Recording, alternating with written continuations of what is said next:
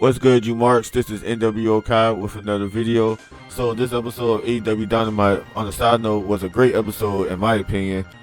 The announcement of the Women's Tag Team Championships was introduced after it was speculated this past incarnation of AEW All Out that the announcement would be the new Women's World Tag Team Championships, and we're going to talk about it. If you're new here, do not get left out the loop. Catch a vibe, like and subscribe, join Notification Nation, and get busy in the comments. So I think this is a great idea for All Elite Wrestling.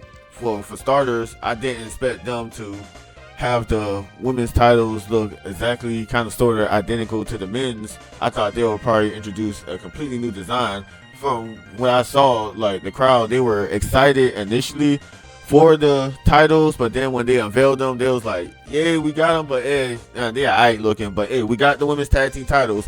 But anyway, deviating off topic, I think this is a great idea for AEW's women's division, which I feel like the women have tremendously stepped it up in the past couple months, and I think they're really putting the shine on certain women like Queen Aminata and Tekla, who debuted not too long ago, even though her debut was kind of sort of botched from a production standpoint, but ever since her debut, she has been featured prominently on AEW television.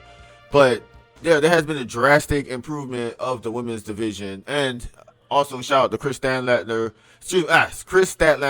winning the AEW Women's World Championship, and shout out to Harley Quinn, who I feel like AEW have been doing a phenomenal job showcasing. Although she's not the best wrestler on the women's roster, it's just a simple fact of her character. But I think this is great for the women's division. I feel like it'll really help flesh out the women's undercard, the mid-card of the women's division. I feel like this will give women an opportunity. If they're not going to be involved with the women's title or the TBS title, then sure, like get a tag partner and just, do your thing, because in 2025, why not the way that women's wrestling has improved tremendously in North America, I don't see why every major promotion doesn't have a women's world title, a women's mid-card title, and a women's tag title. So I think that would be great for their women's championship. And people will complain that AEW has way too many titles. I think it's a great opportunity for them to introduce a title, especially with room being cleared on the board, with Kazuchika Okada having the unified title with the Continental and the International title being combined. So I don't think there's too many titles on